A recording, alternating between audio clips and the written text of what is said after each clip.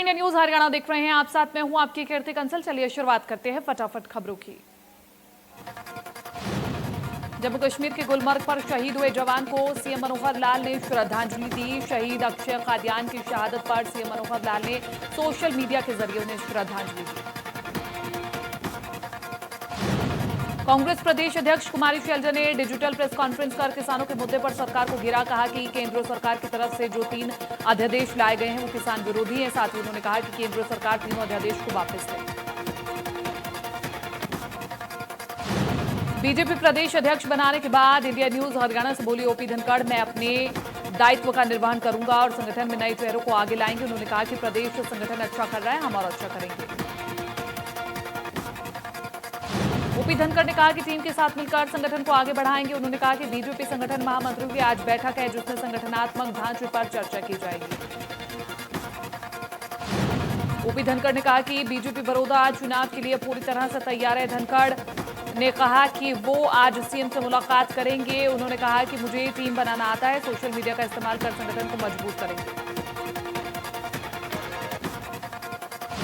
नेता विपक्ष भूपेंद्र सिंह हुड्डा ने बीजेपी प्रदेश अध्यक्ष ओपी धनखड़ के बहाने पार्टी की नीतियों पर साधा निशाना। हुड्डा ने ओपी धनखड़ की ताजपोशी पर बोलते हुए कहा कि व्यक्ति के बदलने से नहीं, नीति बदलने से परिवर्तन आता है। पूर्व सीएम भूपेंद्र सिंह हुड्डा ने इंडिया न्यूज हरियाणा से बात करते हुए कहा कि बड़ौदा उपचुनाव में कांग्रेस की ही जीत होगी। उन्होंने कहा कि गठबंधन सरकार से हर वर्ग परेशान है। उन्होंने बीजेपी सरकार पर निशाना साधते हुए कहा कि गठबंधन सरकार किसान हित में नहीं है। उन्होंने कहा कि किसानों की आय उनकी लागत को कम करके ही बढ़ाई जा सकती है। हुड्डा ने आरोप लगाते हुए कहा कि सरकार किसानों को एमएसपी भी नहीं दे पा रही है। हरियाणा के ऊर्जा मंत्री रणजीत सिंह ने चौधरी देवीलाल विश्वविद्यालय में पौधारोपण किया। उन्होंने विश्वविद्यालय के मल्टीपर्पज हॉल के प्रांगण में पौधारोपण कर पर्यावरण को बचाने का संदेश भी दिया। ऊर्जा मंत्री रणजीत सिंह चौटाला ने कहा कि पौधारोपण अभियान से जुड़कर उन्हें बेहद खुशी हुई है। उन्होंने कहा कि देश के प्रधानमंत्री नरेंद्र मोदी और प्रदेश के मुख्यमंत्री मनोहर लाल भी बार बार पौधारोपण को लेकर लोगों को जागरूक करते रहे हैं। कोरोना के बढ़ते केसों को लेकर ऊर्जा मंत्री ने कहा कि अब कोरोना लोगों की जिंदगी का हिस्सा बन चुका है। उन्होंने कहा कि सावधानी बरत रहे हैं और लेकिन आगे भी लगातार सावधानी बरतनी है। देश में किसानों को अपनी फसल कहीं भी बेचने की सुविधा को लेकर की केंद्र सरकार के अध्यादेश के विरोध पर रणजीत सिंह ने कहा कि लोकतंत्र में विरोध करना सबका अधिकार है, लेकिन अच्छे कामों में साथ देना चाहिए। उन्होंने कहा कि केंद्र सरकार ने किसानों की भलाई के लिए कदम उठाया है। पृथला से विधायक नयनपाल रावत ने कहा है कि पिछली सरकारों में नौकरियां दलालों और पैसों के जरिए बांटी जाती थी, लेकिन मनोहर लाल सरकार ने पारदर्शिता के साथ पिछले 5 साल के दौरान लगभग 80,000 की नौकरियां देने का काम किया है। जलाका गांव में शमशान घाट के रास्ते का उद्घाटन करने के लिए पहुंचे नयनपाल रावत ने कहा कि किसी गरीब का बेटा जो टेस्ट पास करने की क्षमता रखता हो, ऐसे बच्चों को पारदर्शिता के साथ नौकरियां दी गई हैं, जबकि पिछली सरकारों में ये नौकरियां बेची जाती थी। रावत ने कहा कि वेयर हाउस को फायदे में लाने के लिए उन्होंने योजना तैयार की है, जिसमें कोई भी किसान या अन्य व्यक्ति अपनी जमीन देकर के गोदाम बनवाएगा तो उससे भी जो भी आमदनी होगी उसका 70% वेयर हाउस कॉर्पोरेशन देगा और 30% जमीन मालिक को दी जाएगी। रोटरी क्लब ऑफ फरीदाबाद आयोजित रक्तदान शिविर में विधायक नरेंद्र गुप्ता पहुंचे। उन्होंने लोगों से ज्यादा रक्तदान करने की अपील की। विधायक ने कोरोना वायरस जैसी महामारी से लड़ने के लिए प्लाज्मा दान करने की भी अपील की। विधायक नरेंद्र गुप्ता ने कहा कि प्लाज्मा दान करने वाले हर कोरोना वॉरियर्स को प्रशासन सम्मानित करेगा और इसकी घोषणा हरियाणा के मुख्यमंत्री मनोहर लाल पहले ही कर चुके हैं।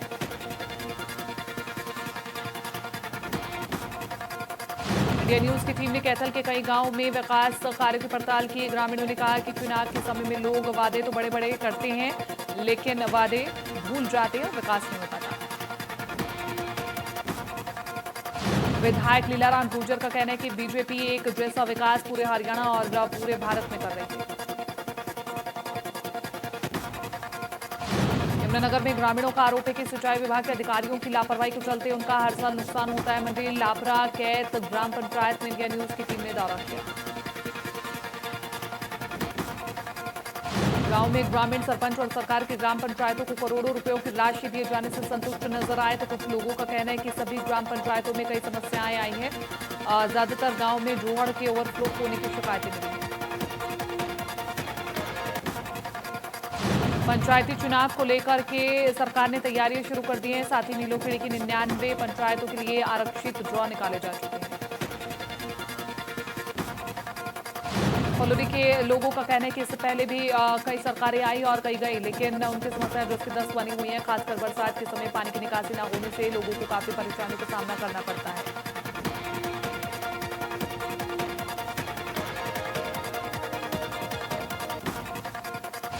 हरियाणा में ऑनलाइन तरीके से हुई प्रतियोगिता परीक्षा का परिणाम घोषित कर दिया गया। इस प्रतियोगिता में पहला, दूसरा और तीसरा स्थान पाने वाले छात्रों को शिक्षा बोर्ड की ओर से लैपटॉप और टैबलेट देकर सम्मानित किया जाएगा। हरियाणा विद्यालय शिक्षा बोर्ड के चेयरमैन डॉक्टर जगबीर सिंह ने बताया कि इस बार परीक्षा का आयोजन 2 चरणों में करवाया गया था, जिसमें 28,265 परीक्षार्थियों ने भाग लिया था।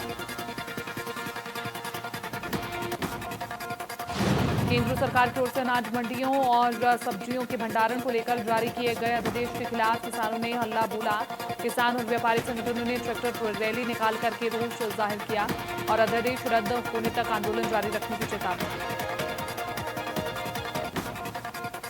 किसान विरोधी अध्यादेश को लेकर भारतीय किसान यूनियन ने कुरुक्षेत्र के शाहबाद मारकंडा में प्रदर्शन किया। किसान नेता गुरनाम सिंह चरूरी की मौजूदगी में किसानों ने ट्रैक्टर पर काले झंडे बांधकर के रोष प्रदर्शन किया। किसान यूनियन के बुलावे पर हरियाणा, पंजाब, राजस्थान में किसान प्रदर्शन कर रहे हैं। किसानों को कहने कि केंद्र सरकार के 3 अध्यादेश उनके खिलाफ है, जो किसानों को नहीं आड़तियों को फायदा पहुंचाने के लिए लाए गए हैं। भारतीय किसान यूनियन के प्रदेश अध्यक्ष गुरनाम सिंह चरूरी ने कहा कि प्रदेश के दौरान कोरोना को लेकर जारी किए गए गाइडलाइंस का पूरी तरह से पलीता लगाया जा रहा है। पिछले लंबे समय से सरकार और आड़तियों के बीच किसानों की फसल की बिक्री सीधे तौर पर करवाने को लेकर के विवाद चल रहा है और इस विवाद में अब तक किसानों ने भी सरकार के खिलाफ मोर्चा खोल दिया है। जाखल अनाज मंडी में आड़तियों ने सरकार के खिलाफ प्रदर्शन किया। बैठक में मौजूद आड़तियों ने प्रदेश सरकार के खिलाफ नारेबाजी की। सभी आड़तियों ने भारतीय किसान यूनियन को समर्थन दिए जाने का ऐलान किया। आड़तियों ने कहा कि आड़ती और किसान के पुराने रिश्ते को सरकार तोड़ना चाहती है। उन्होंने बताया कि सरकार 10,000 से ज्यादा आड़तियों, लाखों मजदूरों और अन्य लोगों को बेरोजगार करना चाहती है। करनाल में आड़ती और किसानों ने अपने ट्रैक्टर पर काले झंडे लगाकर के प्रदर्शन किया। सरकार के जारी किए गए 3 अध्यादेश के खिलाफ किसान और आड़ती प्रदर्शन कर रहे हैं। किसानों के मुताबिक सरकार ने अध्यादेश के जरिए व्यवस्था दी है कि व्यापारी मंडी की जगह कहीं बाहर से फसल खरीद सकता है, जिसको लेकर के आड़तियों ने कहा कि इससे 6.5% टैक्स बचेगा। व्यापारी मंडी से अनाज नहीं खरीदेगा तो मंडी खत्म हो जाएगी। उन्होंने कहा कि ये तीनों अध्यादेश भारत के करोड़ों किसान, मजदूर, आड़ती, मुनीम परिवारों को बर्बाद कर देंगे। वहीं दूसरी तरफ केंद्र सरकार न्यूनतम समर्थन मूल्य पर खरीद बंद करके किसानों का शोषण करने में लगी हुई है।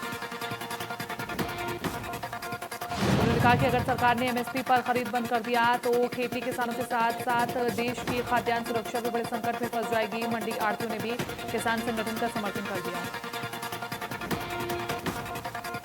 फतेहाबाद के लघु सचिवालय में किसान और व्यापारी ट्रैक्टर लेकर के पहुंचे। उन्होंने सरकार के लाए गए अध्यादेश के विरोध में जिला प्रशासन को मुख्यमंत्री के नाम ज्ञापन सौंपा। इस दौरान किसानों ने अनिश्चितकालीन हड़ताल की चेतावनी दी। प्रदर्शन कर रहे किसानों ने कहा कि सरकार ने अपने फैसले वापस नहीं लिए तो अनिश्चितकालीन हड़ताल पर चले जाएंगे। वहीं आड़तियों ने कहा कि मंडी के बाहर कंपनियों को खरीद की इजाजत देने से मंडी का ढांचा टूट जाएगा। हरियाणा के कई जिलों में किसानों, आड़तियों ने केंद्र सरकार के खिलाफ प्रदर्शन किया। यमुनानगर में भी ट्रैक्टर पर सवार होकर किसान अनाज मंडी पहुंचे और सरकार विरोधी नारेबाजी की।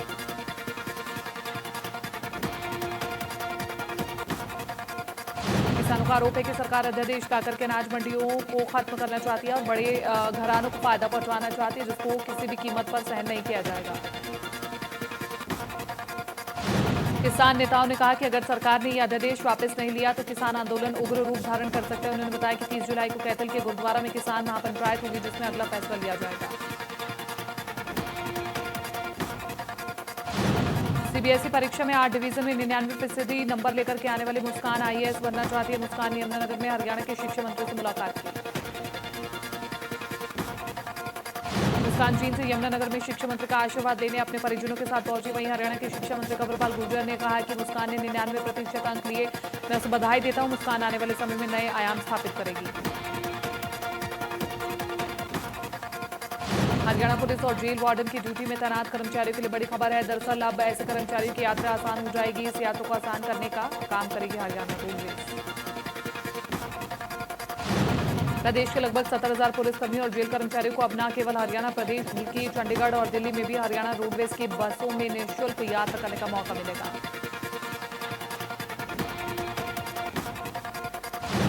दुनिया में कोरोना के 1,46,41,819 कुल संक्रमित केस, 6,08,902 कोरोना मरीजों की हो चुकी है मौत, 52,97,779 कोरोना मरीजों का चल रहा है इलाज। अमेरिका में 38,98,550 कोरोना संक्रमित केस, 1,43,289 कोरोना मरीजों की मौत, 19,52,923 कोरोना मरीजों का चल रहा है इलाज। ब्राजील में कोरोना के 20,99,896 कोरोना संक्रमित मरीज, 79,533 कोरोना मरीजों की मौत।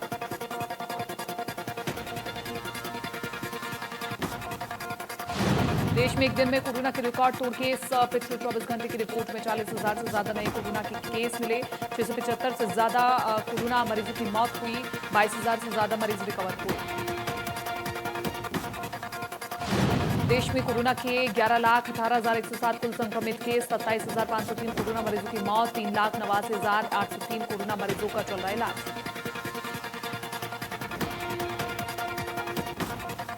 दिल्ली एम्स में स्वदेशी कोवैक्सीन का ह्यूमन ट्रायल शुरू। शनिवार को दिल्ली एम्स की एथिक्स कमेटी ने कोरोना वैक्सीन कोवैक्सीन की ह्यूमन फेज 1 ट्रायल को मंजूरी दी। महाराष्ट्र में एक दिन में 9,518 कोरोना संक्रमण के नए केस मिले हैं। राज्य में कुल 3,10,455 कोरोना संक्रमित केस, 11,854 कोरोना मरीजों की मौत, 1,28,730 कोरोना मरीजों का चल रहा है इलाज। तमिलनाडु में एक दिन में 4,979 कोरोना संक्रमण के नए केस मिले। राज्य में कुल 1,70,693 कोरोना केस, 2,481 कोरोना मरीजों की हो चुकी है मौत। दिल्ली में कोरोना के 1,211 नए संक्रमित केस सामने आए। राजधानी में 1,22,793 कुल कोरोना संक्रमित केस, 3,628 कोरोना मरीजों की हो चुकी है मौत। यूपी में एक दिन में सामने आए 2,211 नए संक्रमित केस। प्रदेश में 29,247 कुल संक्रमित मरीज, राज्य में 1,146 कोरोना मरीजों की मौत। राजस्थान में कोरोना संक्रमण के एक दिन में 934 नए केस आए सामने, 29,434 कुल कोरोना संक्रमित मरीज, 559 मरीजों को कोरोना से हो चुकी है उनकी मौत।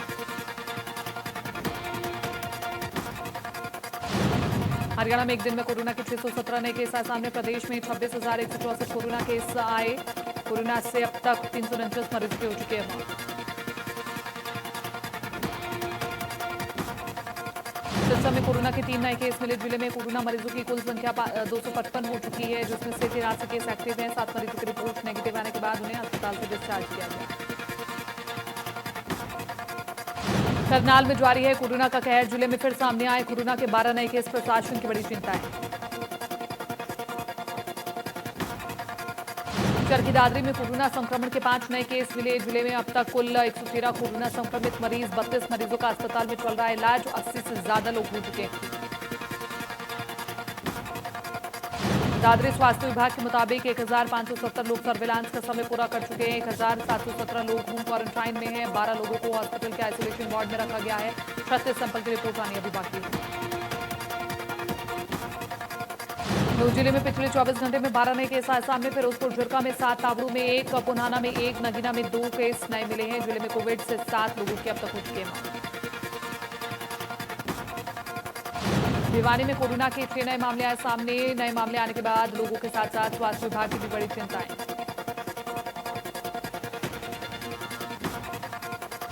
नूंह जिले में कोरोना ने एक और शख्स की ले ली जान। इसके साथ ही जिले में कोरोना से मरने वालों की संख्या 8 पर पहुंच चुकी है। जानकारी के मुताबिक हसी निवासी अरबर ट्रांसपोर्टर का काम करता था और उसके दोनों गुर्दे खराब थे और दिल्ली के BL कपूर अस्पताल में उनका इलाज चल रहा था। इस दौरान उसकी मौत हो गई। रेवाड़ी में संक्रमित महिला डॉक्टर को मकान खाली करने की धमकी मिल रही है। घर की बिजली भी काटी गई है। मकान के मालिक ने पुलिस की भी बात नहीं मानी और स्वास्थ्य विभाग की टीम को भी धमकाया। उपायुक्त ने घर जाकर मकान मालिक को फटकार लगाई। 16 जुलाई को सेक्टर 4 में रहने वाली महिला डॉक्टर संक्रमित मिली थी। अब तक जिले में 5 स्वास्थ्यकर्मी कोरोना की चपेट में आ चुके हैं।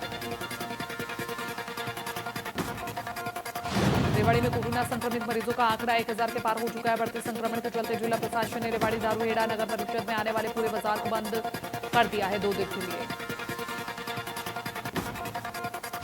पूरे रेवाड़ी शहर को सैनिटाइज किया गया है। नगर परिषद के कार्यकारी अधिकारी की माने तो सभी 31 वार्ड बाजारों और संक्रमित क्षेत्र को सैनिटाइज किया जा रहा है। आदेश का पालन नहीं करने वाले दुकानदारों को कार्रवाई की चेतावनी दी गई है। कुरुक्षेत्र के शाहबाद उपमंडल के बिजली कर्मी जान जोखिम में डालकर के लाइन रिपेयर का काम कर रहे हैं। इस दौरान उनके पास ना तो हेलमेट है और ना ही करंट से बचने के लिए ग्लव्स। इसको लेकर के कर्मचारी ने अपनी मजबूरी विभाग के सामने रखी। मामले को लेकर के बिजली विभाग का कहना है कि बिना सेफ्टी के खंभे और लाइन पर नहीं बल्कि साधारण काम किया जा रहा है। सेफ्टी को लेकर के विभाग का कहना है कि कर्मचारी को सब कुछ दिया हुआ है। सवीदों के डिडवाड़ा गांव से लापता हुई दूसरी बच्ची का शव मिल चुका है। 4 दिन से लापता थी बच्ची। 2 दिन पहले ही छोटी बहन का शव बरामद हुआ था। 15 जुलाई को घर से लापता हुई थी दोनों बहन।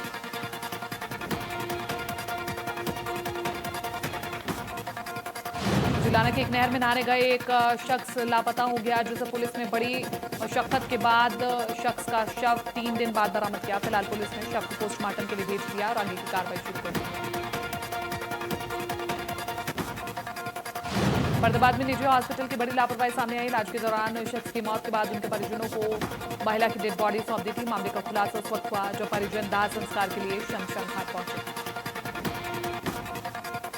परिजनों ने जैसे मृतक का चेहरा देखा तो उनके होश उड़ गए। परिजनों ने जैसे ही डेड बॉडी को अपने समझकर के दाह संस्कार के लिए लेकर के आए थे, वो एक 80 वर्षीय महिला निकली।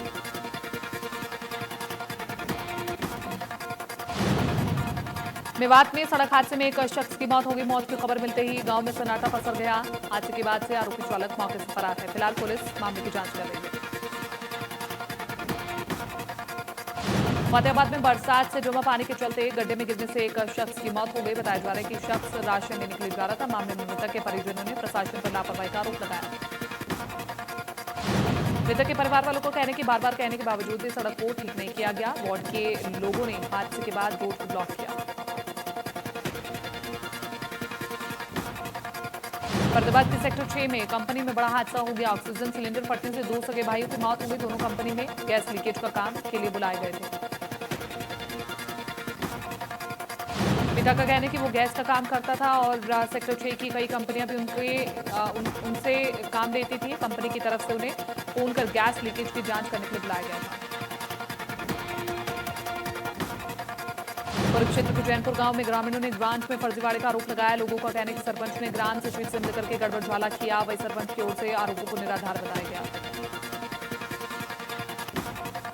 लोगों के मुताबिक गांव में जो सरकारी ग्रांट आई थी उसका बड़ा हिस्सा सरपंच और ग्राम सचिव ने मिलकर के भ्रष्टाचार किया है। लोगों ने कहा कि इसकी शिकायत सीएम बिंदु पर की गई। लोगों ने शमशान की दीवार बनाने में गड़बड़ी के साथ ही गांव में सफाई न होने और नाजायज कब्जों की बात भी उठाई है। सरपंच प्रतिनिधि जोगिंदर ने आरोपों को निराधार बताते हुए कहा कि सब कुछ नियमानुसार हुआ है। कैथल में सट्टा खेलते थे सठोरियों को पुलिस ने रंगे हाथों गिरफ्तार कर लिया है। पुलिस ने बताया कि शहर में एक ही जगह पर कई लोग सट्टा खेलने की खबर मिली थी, जिसके बाद मौके पर छापेमारी की गई। पुलिस ने बताया कि मौके से सठोरियों के साथ सट्टे में दांव पर लगाए गए रुपए भी बरामद किए गए और पुलिस के मुताबिक इनमें से कुछ लोग ऐसे भी हैं जिन पर पहले से सट्टे के आपराधिक मामले दर्ज हैं। पलवल क्राइम ब्रांच की टीम ने 6 क्विंटल गांजे के साथ एक तस्कर को गिरफ्तार किया है। पुलिस आरोपी से पूछताछ कर रही है। बताया जा रहा है कि मुखबिर की सूचना पर पुलिस ने तस्कर को पकड़ने में सफलता हासिल की। चरखी दादरी पुलिस ने नशे के खिलाफ चल रहे अभियान के तहत टी पॉइंट मंदौली पुल के पास नाकेबंदी कर 2 नशा तस्करों को गिरफ्तार किया। पुलिस ने तस्करों से करीब 6 किलो चरस बरामद की। पुलिस ने तस्करों से अवैध पिस्तौल भी बरामद की। पुलिस को कार से नशा तस्करी की सूचना मिली थी और तस्करों की कार को भी पुलिस ने बरामद कर लिया है। पूछताछ में तस्करों ने अपनी पहचान मंदौली गांव की रहने वाली संदीप उर्फ टेणु और विकास के तौर पर बताई। चरखी दादरी में कबूतरबाजी को लेकर के दादरी पुलिस ने अभियान चलाया। अभियान के तहत जन को बताया कि कबूतरबाजी होती क्या है, इसके बारे में जागरूक किया जा रहा है। ग्रामीण क्षेत्रों में कम पढ़े लिखे युवाओं को इसके जाल में फंसाया जाता है। डीएसपी ने बताया कि सरकार ने लीगल एजेंटों के नाम अपनी वेबसाइट पर डाला है, जिससे कि आम आदमी को पता चल सके कि कौन एजेंट ठीक है और कौन गलत है। सोशल मीडिया के जरिए युवाओं को जागरूक किया जा रहा है।